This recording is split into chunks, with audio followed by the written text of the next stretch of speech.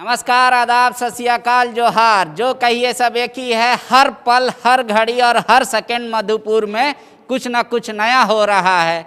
कोई इसको अपने बनते समीकरण, कोई बिगड़ते समीकरण के तौर पे देख रहा है, पर जनता खामोश है। जनता 17 तारीख को बोलेगी, 2 तारीख को जनता की आवाज़ सुनाई देगी। अभी फिलहाल जिनकी आप आवाज़ सुनेंगे मिथिलेश ठाकुर हैं, जेएमएम से मंत्री भी हैं। अपने एक सहयोगी मंत्री को फिर से 2 तारीख के बाद भी मंत्री बने रहें, उसके लिए जी तोड़ मेहनत कर रहे हैं। बाबूलाल कर रहे हैं पूरा कैबिनेट, मुख्यमंत्री, सोनिया गांधी, राहुल गांधी, किसी को बुला लें, हफीजुल जी 2 तारीख के बाद मंत्री नहीं बनेंगे। मैं तो बाबूलाल जी से कहना चाहूँगा, अगर बाबूलाल जी ऐसा कह रहे हैं तो जिनके नाम पर इनके चुनावी नैया पार होती है वो उनको बुलाकर देख लें यहाँ पर।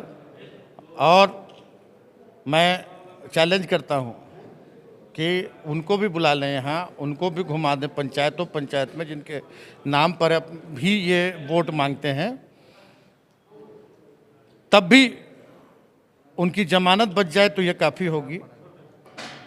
और हमारी चिंता नहीं करें कि हमारा कैबिनेट क्या होगा, हमारे कैबिनेट मंत्री का क्या होगा। अपनी चिंता करें कि उनका राजनीतिक भविष्य क्या होगा, क्योंकि वो पूरी तरह से डवाडोल है। उनकी राजनीतिक नैया कभी भी डूब सकती है, क्योंकि वहाँ ही स्वीकार्य नहीं है ये, जहाँ वो जिनकी गोद में गए थे अब वहाँ ही स्वीकार्य नहीं है ये। इसलिए अब उनकी बात करना हमें लगता है कि बेकार, उनकी बातों को करना और उनकी बातों को सुनना हम नहीं समझते हैं कि किसी तरह का कुछ में समय बर्बाद करना है। निशिकांत दुबे जी एक आपका फोटो वायरल कर रहे हैं। वायरल का मतलब वो कंटेंट दिए हैं। आप निर्दलीय प्रत्याशी अशोक ठाकुर जी से मुलाकात कर रहे हैं। वो बोल रहे हैं कि लोग का सेटिंग है, देख लीजिए, समझ लीजिए। निशिकांत दुबे जी जैसी अपनी चाल चरित्र होता है उसी अनुरूप सभी को के बारे में उनकी सोच होती है। निशिकांत दुबे जैसे लोगों की और भारतीय जनता पार्टी के लोगों की, क्योंकि अपना चाल चरित्र यही रहता है कि जहां एक पूरे बहुमत की सरकार होती है वहां सरकार को अस्थिर करने का इनका एक कुनबा, एक टीम बनी हुई है। जैसे अलग अलग पार्टी में मोर्चा होता है, युवा मोर्चा, छात्र मोर्चा, महिला मोर्चा, इनका एक मोर्चा है विधायक तोड़ो मोर्चा। ये उसी तरह लोग अन्य लोगों को भी सोचते हैं। हम स्वच्छ राजनीति में हम भरोसा रखते हैं और स्वच्छ राजनीतिक परंपरा का निर्वहन करते हुए। और अशोक ठाकुर जी तो हमारे संबंधी हैं, वो तो हमारे समधी हैं और उनके के खिलाफ चुनाव लड़ रहे हैं। क्षेत्र में आए हैं। सभी को लोकतंत्र में सभी को अधिकार है, बाप बेटा भी चुनाव लड़ते हैं, सभी को अधिकार है चुनाव लड़ने का।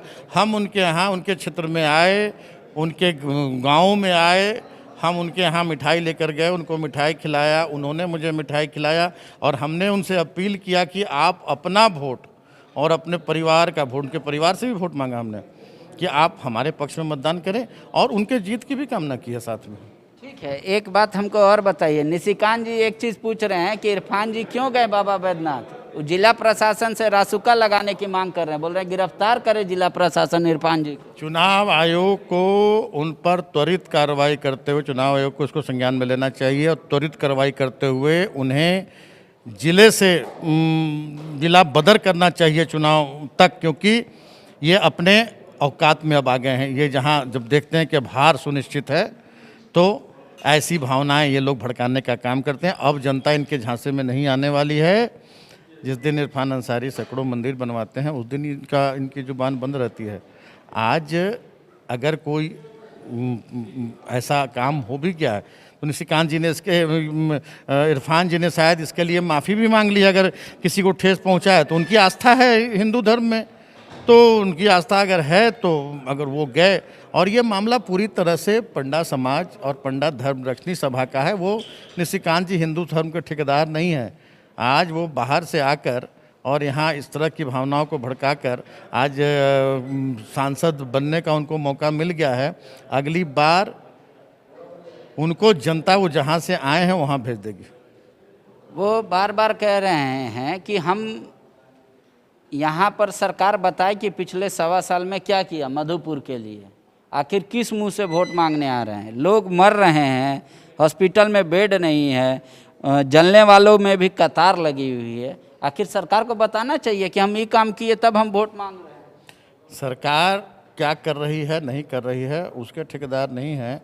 वो जहाँ के जिम्मेदार हैं, जहाँ के लिए जनता उन्हें चुनी है और जहाँ से उन्हें राज्य के लिए पैकेज मांगना चाहिए। आज इस संक्रमण के दौर में, आज इस महामारी के दौर में आज एक भी सांसद केंद्र से सहायता नहीं मांग रहे हैं। निशिकांत दुबे जी हों या इनके 12 सांसद हों, आज केंद्र का हमारा अधिकार बनता है। इस संघीय ढांचे में राज्य सरकारों का अधिकार बनता है कि केंद्र सरकार उन्हें समुचित सहयोग करे। तो इन लोगों की तो मांग होती है, इनके मंत्री आते हैं और कहते हैं कि हम एनडीए के साथ चले जाएं, तभी केंद्र सरकार सहायता देगी, केंद्र सरकार सहयोग करेगी। तो इन्हें अपने दामन में झांकना चाहिए। आज हमारा जो हक है वो इनको देना चाहिए। आज हमारे माननीय स्वास्थ्य मंत्री ने वेंटिलेटर की मांग की है, वैक्सीन की मांग की है, आपके जो कोविड के लिए जो एक रेमेडीज क्या है वो उसकी मांग की है। इस पर उनको माननीय मुख्यमंत्री, माननीय प्रधानमंत्री और माननीय स्वास्थ्य मंत्री से बात करनी चाहिए। राज्य सरकार अपना काम बखूबी कर रही है। राज्य के हमारे माननीय मुख्यमंत्री से लेकर और एक प्रखंड स्तर के पदाधिकारी तक सभी लोग दिन रात इस संक्रमण पर काबू पाने में लगे हुए हैं और सारे उपाय किए जा रहे हैं। मैं आपके माध्यम से जनता से अपील करना चाहूँगा कि थोड़ा भी भयभीत होने की ज़रूरत नहीं है। अगर लोग एसिम्टोमेटिक अगर हैं, जिन्हें लक्षण नहीं है कोरोना के, अगर पॉजिटिव भी पाए जा रहे हैं तो अपने घरों में रहें, ज़्यादा पैनिक ना करें। हॉस्पिटल में तभी जाने की सोचें कि जब स्थिति ऐसी हो कि आपको बुखार ज़्यादा हो, खांसी हो, बुखार हो, सर्दी हो, सांस लेने में तकलीफ़ हो, तभी अस्पतालों में जाएं। अगर कोई सिम्टम्स नहीं है और आप पॉजिटिव हैं तो घर में रहकर ही आइसोलेट होकर और स्वस्थ होने का इंतज़ार करें और निश्चित रूप से स्वस्थ होंगे। मिथिलेश ठाकुर का दावा है कि यहाँ पे चाहे कोई भी ताकत लगा ले भाजपा, चाहे कोई भी षड्यंत्र खेल ले, लेकिन इस बार हफीजुल जी को लोग यहाँ की जिता रहे हैं और इनके साथ कैबिनेट में वो 2 तारीख के बाद भी बने रहेंगे। जनता का निर्णय 2 तारीख को आने वाला है, तब तक आप हमारे साथ बने रहिए। और भी जो सवाल आपको चाहते हैं कि जनप्रतिनिधि से पूछा जाए, उसको ज़रूर कमेंट बॉक्स पे लिखें। शुक्रिया। followup.in, like, share and subscribe. www.thefollowup.in